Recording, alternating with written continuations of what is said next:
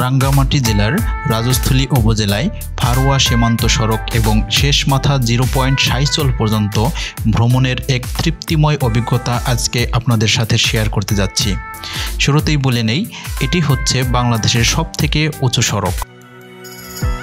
রাঙ্গামাটি শহর থেকে আমরা 4 সদস্য বিশিষ্ট একটি টিম ফারুয়া সীমান্ত সড়কের উদ্দেশ্যে রওনা করি, যেখানে আমাদের টিম লিডার ছিলেন ইন্সপেক্টর এইচ.এম. মাহমুদ স্যার।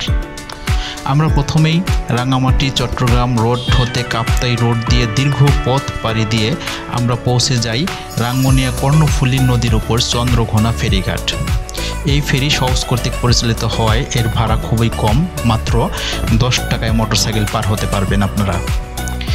এই ফেরি পার হয়ে দীর্ঘ পথ পাড়ি দিয়ে আমরা প্রথমেই পৌঁছে যাই রাজস্থলী উপজেলার আই লাভ রাজস্থলী পয়েন্টে।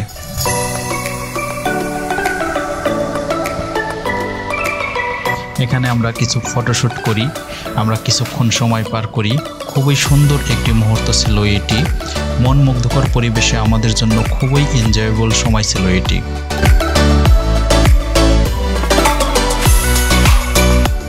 দূর দূরান্ত থেকে যখন ট্যুরিস্টগণ এই আই লাভ রাজস্থলী পয়েন্টে আসেন, তখন তারা আনন্দের সাথে এটি উপভোগ করেন।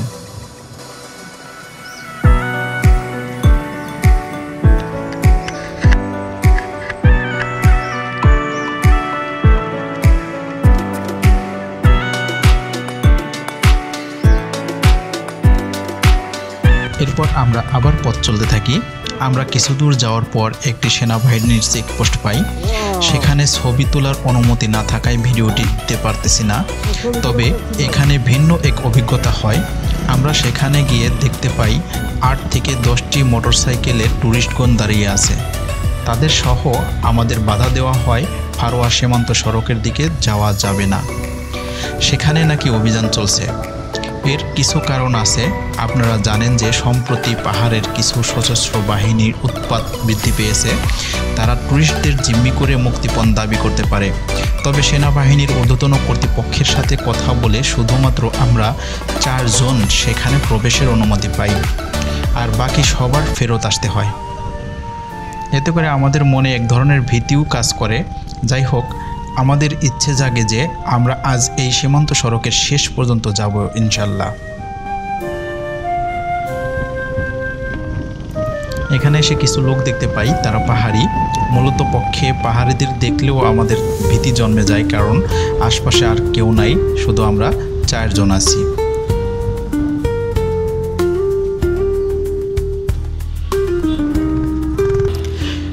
আমি মনে করি এই রোড যদি ভবিষ্যতে পর্যটকদের জন্য উন্মুক্ত করে দেওয়া হয়, তবে এটি বাংলাদেশের অন্যতম বৃহৎ আকর্ষণীয় পর্যটন গন্তব্যে পরিণত হবে।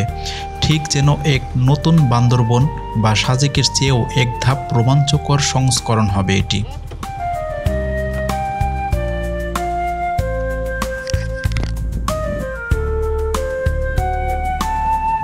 এই পয়েন্টটি খুবই সুন্দর লাগতেছিল, তাই আমরা সিদ্ধান্ত নেই এখানে আমরা কিছু ছবি নেব।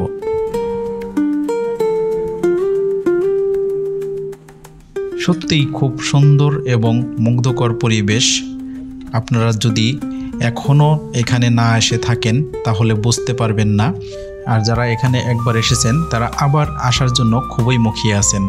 কিন্তু প্রকৃতির কি খেলা, এখানে আসার জন্য অনুমতি মিলছে না এখন।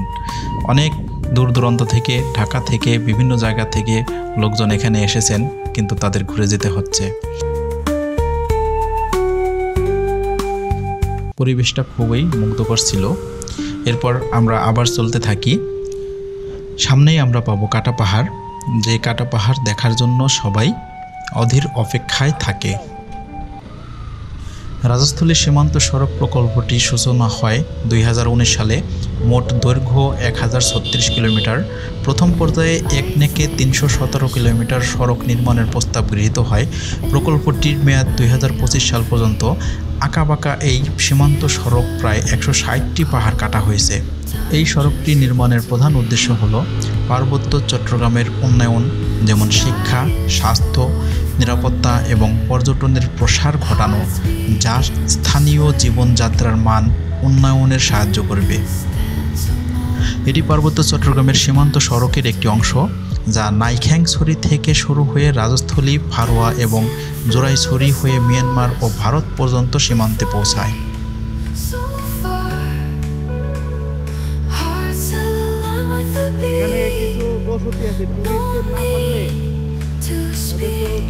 সামনের দিকে যাওয়ার পর আমরা সেই কাঙ্ক্ষিত কাটা পাহাড়টি পেলাম এবং এই পাহাড়ের শুরুতে আমরা দাঁড়িয়ে কিছু ছবি নিলাম।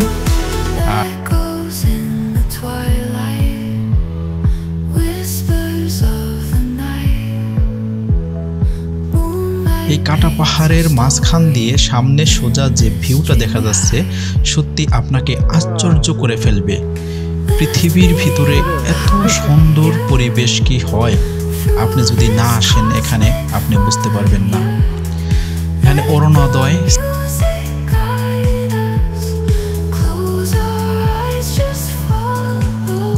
পিছনের এই ভিউগুলো এত সুন্দর লাগছিল যে আমরা এখানে দাঁড়িয়ে কিছুক্ষণ ছবি তুললাম এবং কথা বললাম, অনেক আনন্দ করলাম।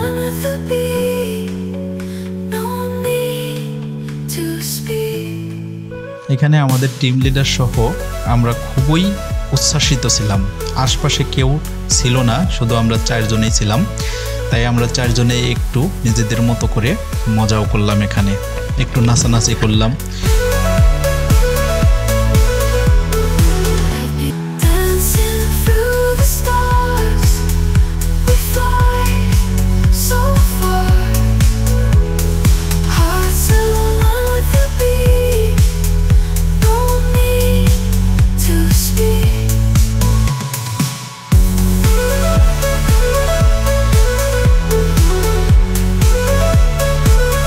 এই কাটা পাহাড়ের মাঝখান দিয়ে সোজা যে ভিউটি দেখতে পাচ্ছেন, মনে হচ্ছে যে কোনো সাগরের তীরে আমরা বসে আছি, এর কোনো কূল কিনারা নেই, কিন্তু এটি শুধুই পাহাড় আর পাহাড়, এক পাহাড় থেকে আর এক পাহাড় রাস্তা।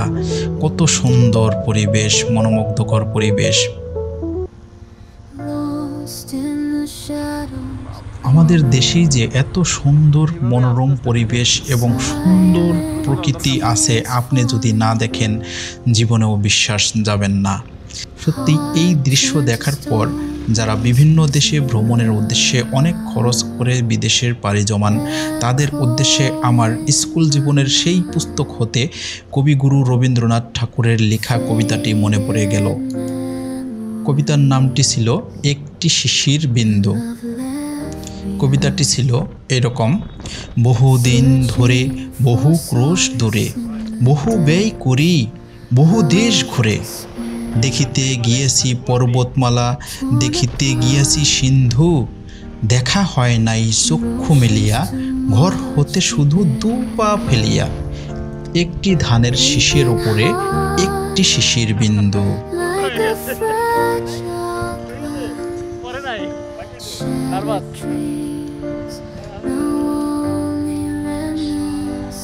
মূলত কবিগুরু রবীন্দ্রনাথ ঠাকুর এই কবিতাটির মাধ্যমে আমাদের বুঝিয়েছিলেন যে আপনারা এত ব্যয় করে এত দূরে দেশ ভ্রমণ বিদেশ ভ্রমণে যান, কিন্তু আপনার দেশেই আপনার বাড়ির পাশেই কত সুন্দর দৃশ্য রয়েছে, সেই দৃশ্যগুলো দেখলেই আপনারা মুগ্ধ হয়ে যাবেন। আমাদের দেশেই এত সুন্দর দৃশ্য থাকতে কেনই বা শুধু দেখার জন্য বিদেশে পাড়ি জমাবেন? প্রথমে নিজের দেশের সম্পর্কে অভিজ্ঞতা নেওয়ার সবারই প্রয়োজন। ফারোয়া এলাকাটি এক অপূর্ব প্রাকৃতিক সৌন্দর্যের ভরপুর। বৃষ্টির মৌসুমে পাহাড়গুলো ঘন সবুজ হয়ে ওঠে এবং বৃষ্টির জন্য তৈরি ধ্বনিতে প্রকৃতি আনন্দিত হয়ে ওঠে।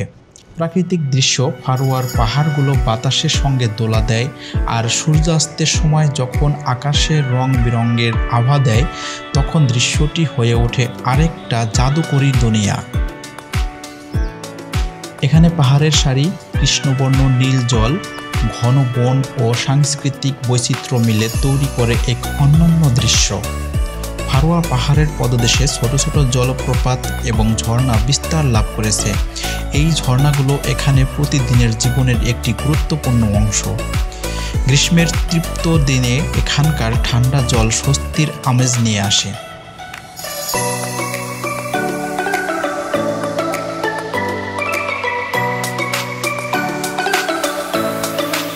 আমরা যতই সামনে যাচ্ছি ততই অবাক হচ্ছি প্রকৃতির লীলাভূমি দেখে।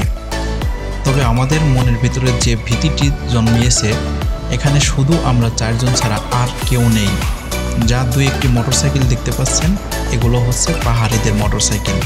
তো তাদের মোটরসাইকেল যখন আমাদের সামনে পড়ে, তাও ভীতিকর পরিস্থিতিতে পড়ি যে তারা কোন ধরনের বা কোন প্রকৃতির লোক, এটা তো আমাদের আর জানা নেই।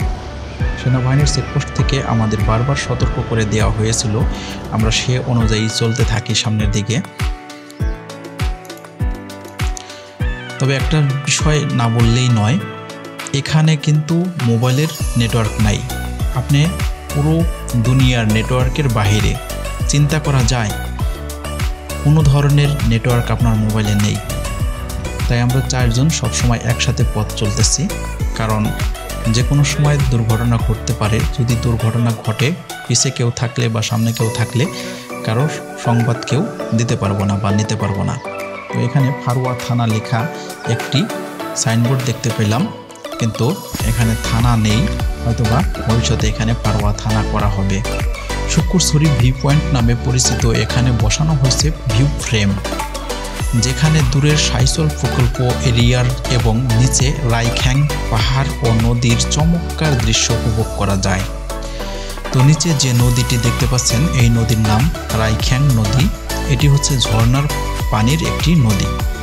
তো এই ঝর্ণার পানির নদী দেখে আমাদের গোসল করার খুবই ইচ্ছা জাগে এবং সেই ইচ্ছা অনুযায়ী আমরা নিচে চলে যাই। এই ভিউ পয়েন্ট থেকে আমরা কিছু ছবি নেই এবং অনেক মজা করি। আমরা রাইখ্যাং নদীতে বয়ে যাওয়া ঝর্ণার পানি দেখে লোভ সামলাতে পারলাম না। সেখানে গোসল করার উদ্দেশ্যে গেলাম, কিন্তু সেখানে ছোট বড় যুবতী অনেক পাহাড়ি মেয়েরা গোসল করছে, যারা সঠিকভাবে আবৃত না। তো সব ভিডিওগুলো দিতে পারলাম না। কি করো তুমি? বাংলায় কথা বলতে পারো? নাম কি তোমার? প্রশান্ত বিকাশ। কি নাম আপনার? এখানেই থাকেন না পরিবার নিয়ে? কে কে আছে? 2 ছেলে 1 মেয়ে, মাশাআল্লাহ। পানি এখান থেকে আনেন? কষ্ট হয় না? কালভার্টের এখান থেকে পানি আনেন? ঝর্ণার পানি খান নাকি? ও, মানে ফারোয়ার থেকে নিয়ে আসেন না? এমনি কর্ম কি করেন? ঝুম চাষ করেন, ফসল বিক্রি করেন ফারোয়া? বাহ, ভালো। এমনি তো ভালো আছেন না? ঝামেলা আছে আমরা গেলে কোন দিকে যাই সাইকেল পর্যন্ত। ঝর্ণার পাশের সবুজ গাছপালায় প্রকৃতির আশ্চর্য সৌন্দর্য ফুটে ওঠে। জীবন বৈচিত্র্য ফারোয়া পাহাড়ের প্রতিটি কোণে বিচরণ করে নানা প্রজাতির উদ্ভিদ ও প্রাণী। পাখির কলকাকলিতে গুঞ্জিত চারপাশে জীবন বৈচিত্র্যের এক অনন্য চিত্র তৈরি হয়েছে। আমরা যতই সামনে যাচ্ছি ততই মনে হচ্ছে নতুন কিছু পাচ্ছি। এখানে চলতে থাকলে আপনাদের অবশ্যই সতর্ক হয়ে চলতে হবে, কারণ খাড়া ঢালু পাহাড়, আপনাদের নামতে হবে আবার উঠতে হবে। এজন্য একটি ট্র্যাজেডি। সত্যি, যদি অভিজ্ঞ না থাকেন মোটরসাইকেলে, তাহলে যে অভিজ্ঞ আছে তাকে নিয়ে আসতে হবে। মোটরসাইকেল ড্রাইভিংয়ের ক্ষেত্রে যে ভয়ঙ্কর চিত্রগুলো আমার পুরোপুরি ক্যামেরায় ধরা পড়তেছে না, তবে সেই বিষয়গুলো কিন্তু খালি চোখে দেখলে আপনারা উপভোগ করতে পারবেন।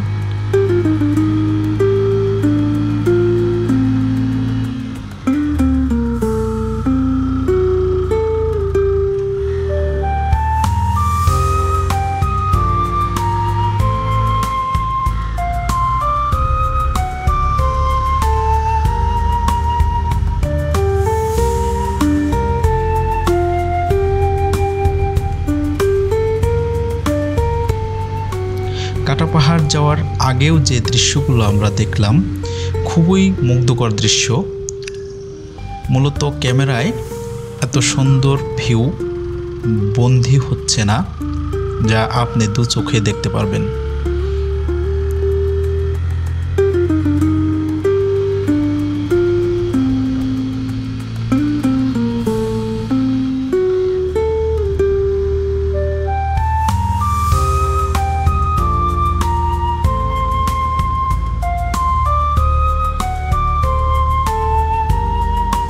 কিছু দূর যাওয়ার পর আবার ছোট একটি কাটা পাহাড় আমাদের সামনে পড়ল।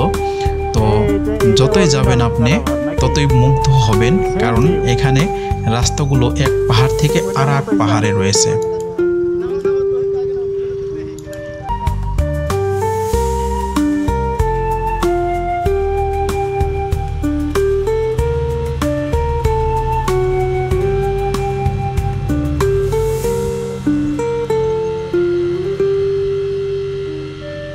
সামনে ঝিকঝাক পয়েন্ট পেলাম।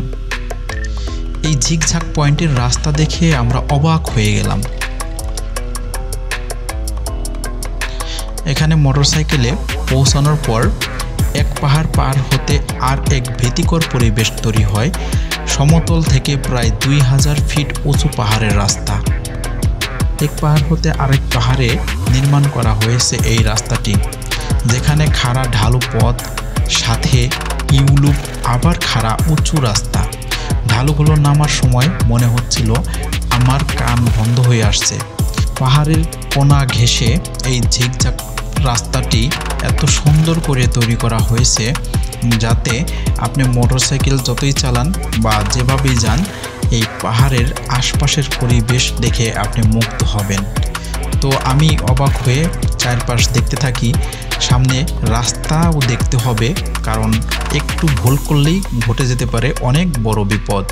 কারণ প্রায় 2000 ফিট নিচে হচ্ছে সমতল, আপনি পড়ে গেলে 2000 ফিট নিচে চলে যাবেন।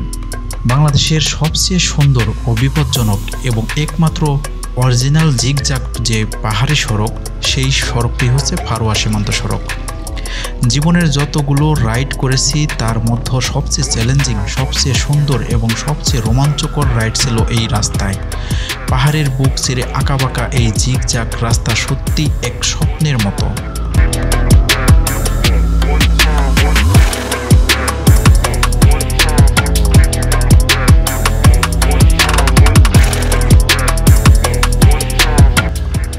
আমরা কিন্তু অনেক কড়া রোদের ভিতরে চলতেছি, কিন্তু আমাদের শরীরে এত শীতল আভা লাগতেছে যে আমরা মনে করতেছি এসির ভিতরে রয়েছি। মানে এখানে মেঘ চলাচল করতেছে, যা আমরা খালি চোখে দেখতে পাচ্ছি না। এত সুন্দর একটি মনোরম পরিবেশ। উপরে রোদ, সূর্য খখা করে জ্বলতেছে, কিন্তু আমাদের শরীর শীতল। সত্যি এটি ছিল একটি অন্যরকম অভিজ্ঞতা। যে এখানে না আসবে তার কাছে রূপকথার গল্পের মতো শোনাবে। যদি কারো এখানে আসার সৌভাগ্য হয় তাহলে বুঝতে পারবেন এই বিষয়গুলো আপনাকে কিভাবে মুগ্ধ করে দেয়। বাংলাদেশের সবচেয়ে সুন্দর ও বিপজ্জনক এবং একমাত্র আসল জিগজাগ পাহাড়ি সড়ক ফারোয়া সীমান্ত সড়ক। যাই হোক, এই ঝিকঝাক পার হয়ে আমরা দাঁড়িয়ে এর সৌন্দর্য উপভোগ করি।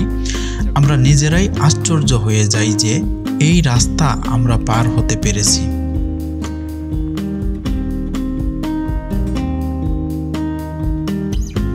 আমরা এই রাস্তাটি পার হয়ে দাঁড়িয়ে কিছু ভিডিও ফুটেজ নেই, এরপর ছবি তুলি।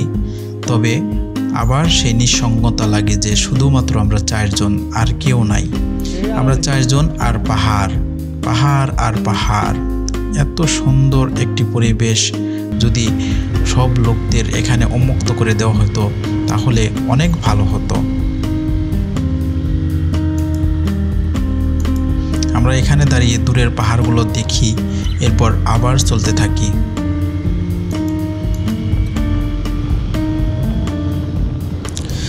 যতই সামনে যাই ততই উঁচু জায়গায় উঠতে থাকি। উঁচুতে উঠতে উঠতে মনে হচ্ছে যে আকাশ আমাদের গ্রাস করে ফেলেছে। এত সুন্দর একটি পরিবেশ, আর শরীরে লাগতেছে শীতের আভা। সত্যি জানি আপনাদের শুনতে আশ্চর্য লাগতেছে, এত রৌদ্রের ভিতরে আমি শীতের গল্প করতেছি। আসলে এটি গল্প না, কারণ আমরা মেঘের ভিতরে ঢুকে গেছি, নিজেরাও জানি না।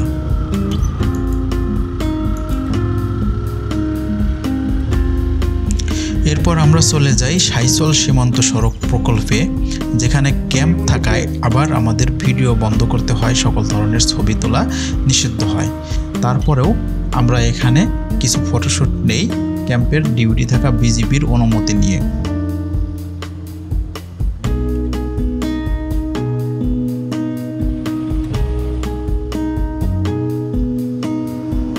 এটি ছিল আমাদের এক অন্যরকম অভিজ্ঞতা। যদি কখনো সুযোগ আসে অবশ্যই এখানে একবার হলেও ভ্রমণ করে যাবেন, এতে আপনার মনের তৃষ্ণা মিটে যাবে।